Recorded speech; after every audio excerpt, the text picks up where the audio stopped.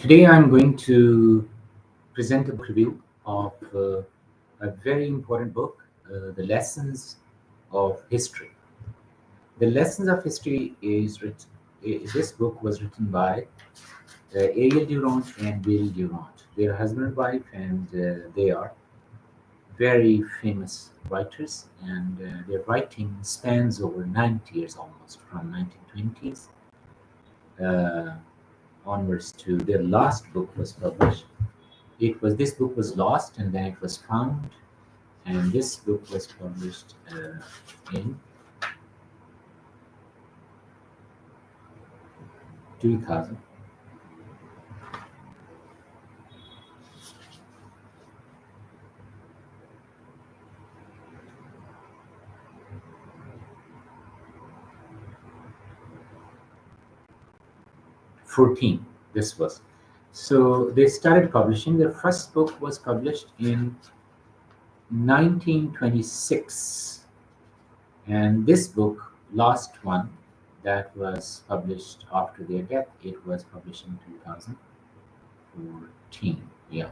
So some of the books that they have written, the books that I have, that these are very good books. If you have time, you should study them. The Story of Philosophy by Will Durant. And the other book is The Pleasures of Philosophy. That is also, you should have it in your collection. Then Heroes of History, Will Durant. And the other book is The Greatest Minds and Ideas of All Time. As compared to the first two books, first three, this is a shorter book. And their last book that was published, this book was Will Durant, Fallen Leaves. This is also, I mean, all their books are excellent. I like these books because of their content, because of the ideas, because of their grip on history, and especially as an English teacher, I read their books because of their sentence structure, because of their expression, because of their choice of words. And I also suggest my students, and I recommend these books to my students, that they should study these books because this will help them improve their expression. So now let's come to the book that I have selected for today. That is Lessons of History. This book, I have the old edition of this book. Now I think there will be new editions, so I have it for a very long time with me. This book has these chapters. Hesitations, that is like a preface, the first preface, and then Hesitations, first chapter, and then History and Earth, Biology and History, Race and History, Character and History, Morals and History, Religion and History, Economics and History, Socialism and History, Government and History, History and War, Growth and Decay, Is Progress Real? These are. So some of the points that I would like to share from this book, like every line is priceless, every chapter is beautiful. But some of the things that I would like to highlight, I was moved by them. And in the Hesitations, chapter number 1, they have talked about the education system.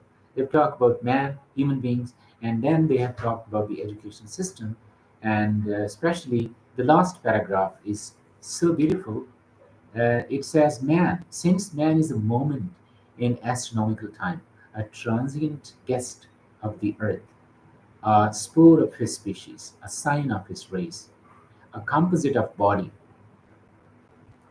character, and mind, a member of a family and a community, a believer or a doubter of a faith, a unit in an economy, perhaps a citizen in a state, or a soldier in an army.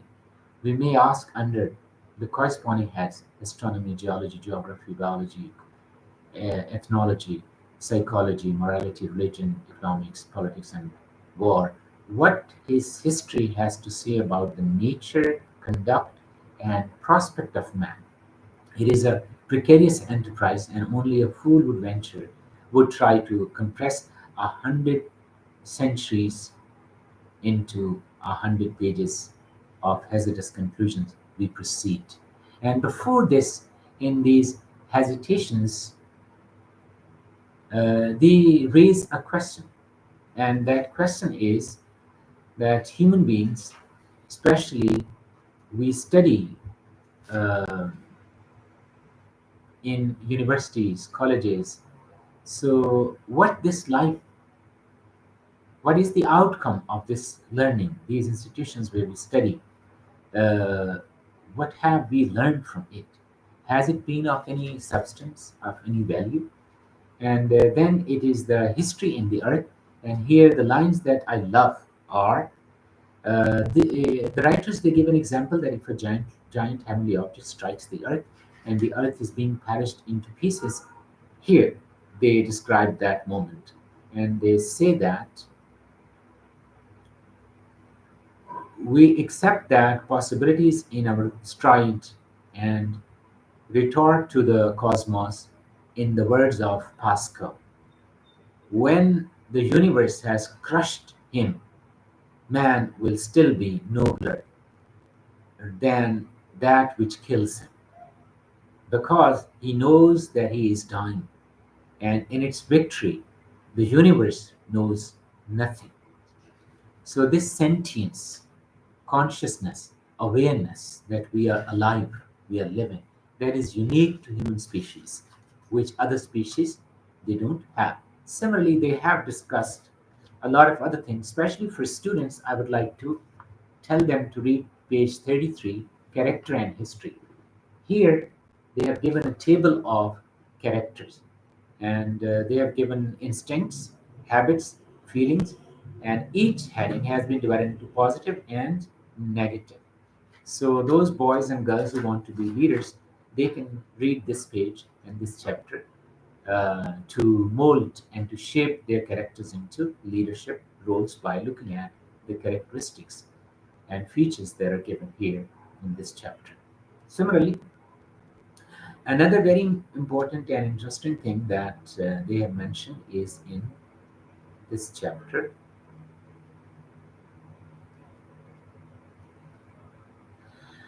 In this chapter, History and War, that is chapter 11, in this chapter, they say that the writers say that war is one of the constants of history and has not diminished with civilization or democracy in the last 3,421 years of recorded history. Only 268 have seen no war. Only 268 have seen no war. And similarly, they have, like, almost every line, every chapter is beautiful, and you should study these deeply and when you are free. And one more thing that was very interesting, it was that heroes heroes are the outcome of the circumstances, the situation. Hero is the product of the conditions. There are extraordinary circumstances in which one person comes forward and he behaves in an extraordinary manner, and that is what makes him the hero. Similarly, they have touched on other topics as well, and especially in the last chapter, they have raised a question, and that question is progress real? Is progress here? They have given examples of different examples. They have given examples of music, architecture, medicine, and they have raised some questions. For example, we have modern music, millions of copies are sold, but are these musical compositions more melodious than the tunes that are sung by the Bedouins in the sands of deserts in the Arabian deserts? They have also talked about architecture, and there is this question that are these buildings stronger than the pyramids of Egypt? Similarly, they've also raised other questions, and they say that is progress real? So this book is thought provoking. It covers almost everything, all important aspects of life, and it for young students. It, number one, they will learn from it. They will gain knowledge, and number two, Ariel Durant and Will Durant books. You can also, if you read these books, you can improve your expression as well. You can improve your sentence structure as well. So that is something which is extraordinary. And now I will read the last chapter of this book, and with that, the review will be over. And I hope that you will read this book and you will find it interesting. History is above all else the creation and recording of the heritage. Progress is its increasing abundance, preservation, transmission, and use. To those of us who study history not merely as a warning reminder of man's follies and crimes, but also as an encouraging remembrance of generative souls. The past ceases to be a depressing chamber of horrors. It becomes a celestial city, a spacious country of the mind, wherein a thousand saints, statesmen, inventors, scientists, poets, artists, musicians, lovers, and philosophers still live and speak, teach, and carve in sing. The historians will not mourn because he can see no meaning in human existence except that which man puts into it. Let it be our pride that we ourselves may put meaning into our lives and sometimes a significance that transcends death. If a man is fortunate, he will, before he dies, gather up as much as he can of his civilized heritage and transmit it to his children. And to his final breath, he will be grateful for his inexhaustive legacy, knowing that it is our nourishing mother and our lasting life. Thank you very much.